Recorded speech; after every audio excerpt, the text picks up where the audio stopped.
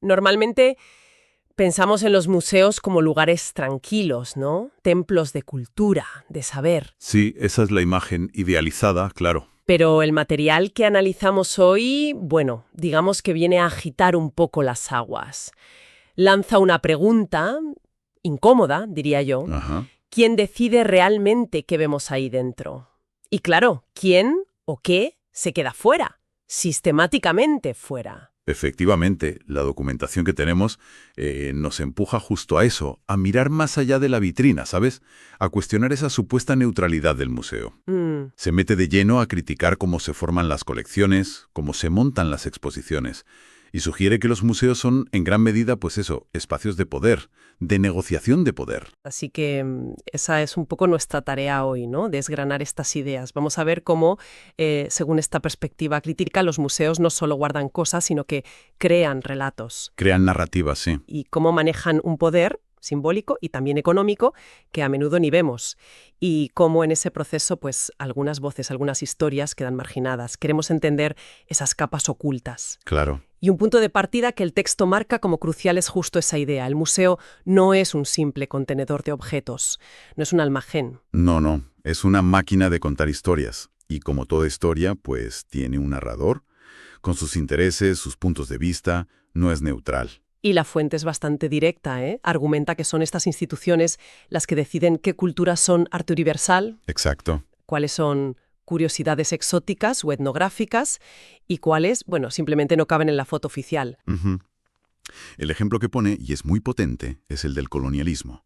Piénsalo, la cantidad enorme de objetos de África, América, Asia, Egipto, que hoy están en museos europeos, presentados casi como, bueno, como trofeos, ¿no?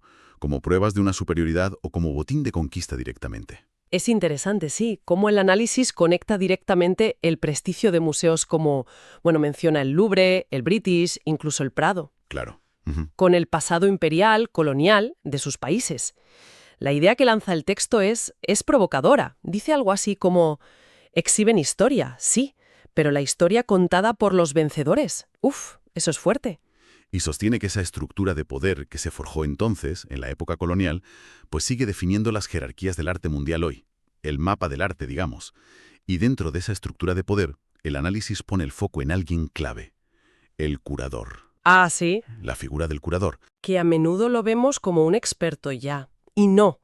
Pero aquí lo presentan como alguien con una influencia, bueno, casi divina, dice el texto, como un sacerdote moderno que decide qué es digno de estar en el altar del museo. Sí, le da un papel determinante. El texto sugiere que el curador, y bueno, junto a él, las directivas, las fundaciones, los patrocinadores, Las élites culturales en general. exacto. Todo ese entramado actúa como un arquitecto del gusto.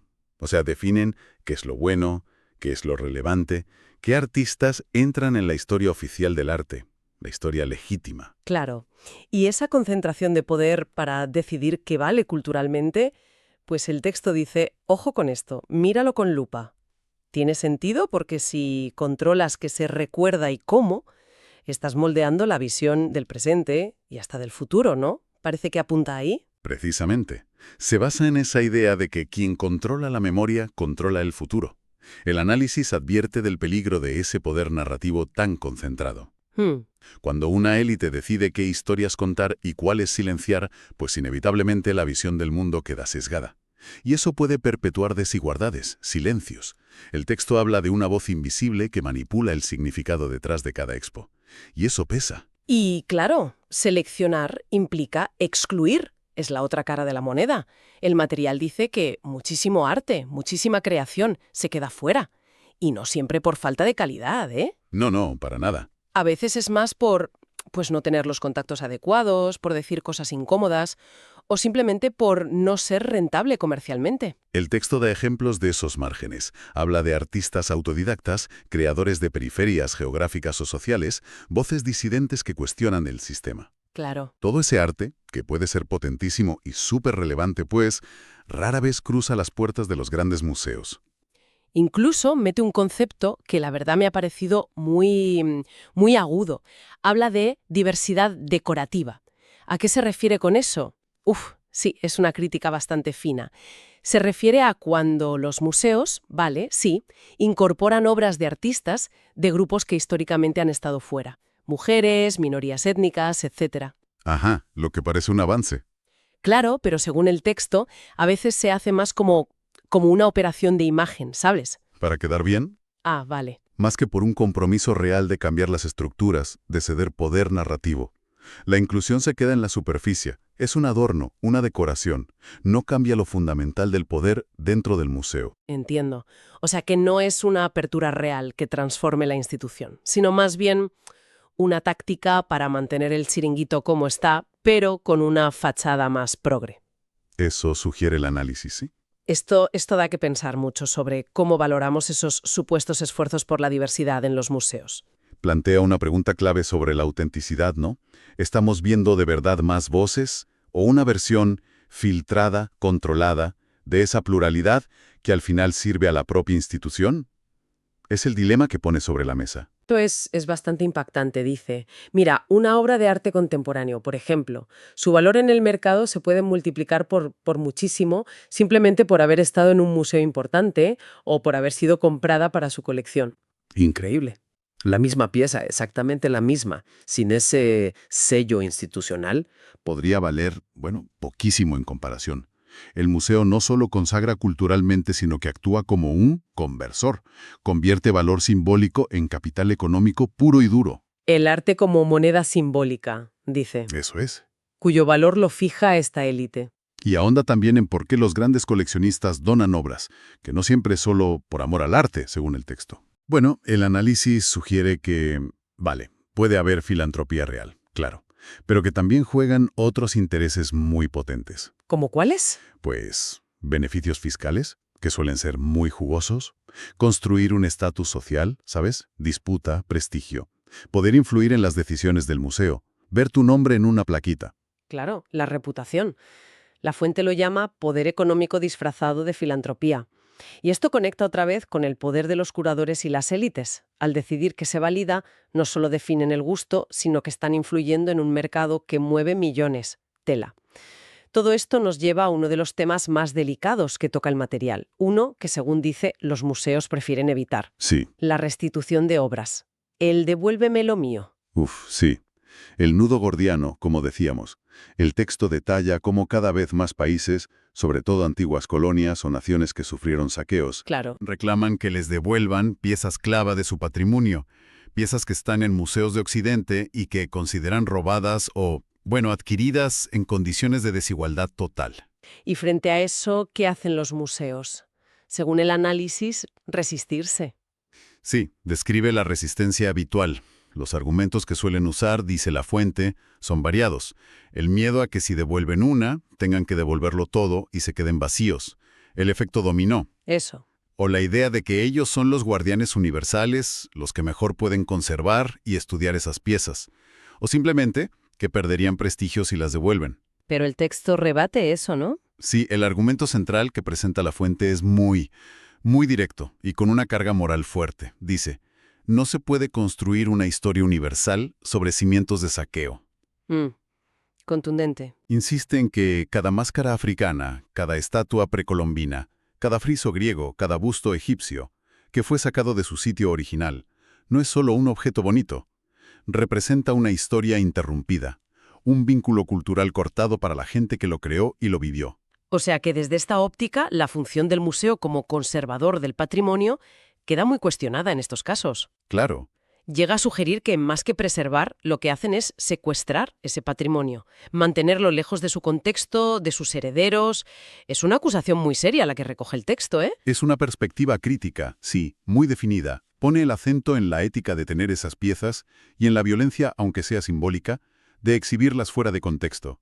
Es importante entender que esta es la postura que argumenta el material que estamos viendo. Es parte de un debate global enorme y muy complejo. Vale. Ahora, el propio análisis también reconoce que el arte, es mucho más que los museos, que hay una vida creativa inmensa fuera de esos muros. Absolutamente. El texto celebra esa vitalidad. Pone ejemplos, el arte urbano que llena las paredes, los tatuajes como lienzos en la piel, el graffiti, instalaciones que duran un suspiro. el arte digital que vuela por las redes, la música en la calle. Sí. Es todo un universo artístico que, como dice la fuente, no necesita pedir permiso a ninguna institución para existir y para conectar con la gente. Y aquí destaca algo muy de ahora. Internet. Cómo ha democratizado la exhibición.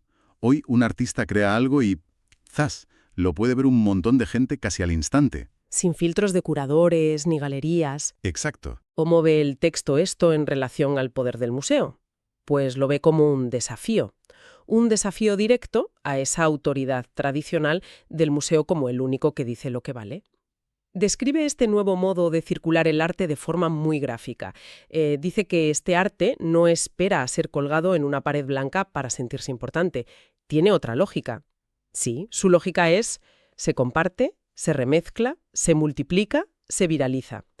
Busca la conexión ya, el diálogo, la comunidad, más que la eternidad o la consagración del museo. Es mucho más horizontal, menos centralizado. Vale. Entonces, frente a todas estas críticas, el poder, la exclusión, la pasta, la competencia de fuera, ¿qué futuro propone el texto para el museo? ¿Que desaparezca? No exactamente desaparecer, pero sí.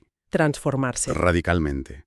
Aboga por un museo que deje de ser ese templo intocable y se convierta más en una conversación. Un espacio más abierto, más poroso y sobre todo más autocrítico. ¿Un espacio que haga qué, concretamente? ¿Qué significa eso en la práctica? Pues según el texto, un lugar que no solo muestre cosas, sino que también escuche. Que escuche de verdad a las comunidades que siempre ha ignorado o ha representado mal, con estereotipos. Que sea capaz de mirar las sombras de su propio pasado, el colonialismo, el sexismo, el clasismo. Que reconozca los silencios que impuso en la historia del arte, los cuerpos que invisibilizó. Vamos, que asuma su historia completa, con lo bueno y lo malo. Y también propone cambiar la forma de valorar el arte que se muestra, ¿no? Sí, sugiere ir más allá de si es bonito según los cánones de siempre o de cuánto vale en el mercado. Propone medir el arte también por su capacidad de mover conciencias. Ah, interesante. Sí, de generar preguntas incómodas, de fomentar la empatía, el pensamiento crítico. Devolverle al arte una función más social, más provocadora, quizá. El texto recuerda que el arte muchas veces en su origen no buscaba solo que lo miráramos pasivamente. Claro. Buscaba provocar, incomodar, desafiar lo que damos por sentado. Mostrarnos que el mundo se puede ver de muchas maneras. Entonces, bueno, si intentamos resumir un poco lo esencial de este análisis tan crítico, ¿con qué nos quedaríamos? Pues yo creo que la idea más potente que cruza todo es la necesidad de desmitificar el museo. Dejar de verlo como un sitio neutral, ¿sabes? Sí. Y empezar a entenderlo como lo que es, según esta fuente.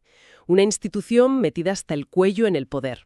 Poder simbólico, poder económico, que construye activamente los relatos que nos tragamos sobre el arte y la historia. Hemos visto cómo detalla el papel de las élites, los mecanismos de exclusión, la relación con el mercado, que es compleja, debate súper espinoso de la restitución, y como contraste, toda esa vida del arte que bulle fuera.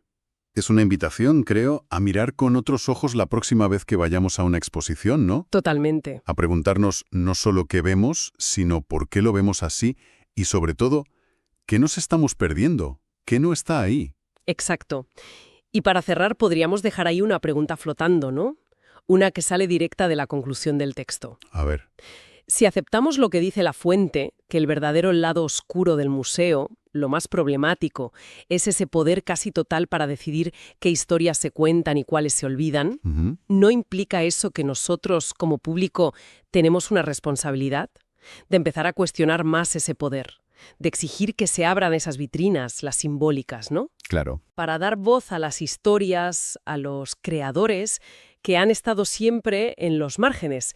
No sé, es una reflexión potente que nos deja este análisis para seguir dándole vueltas.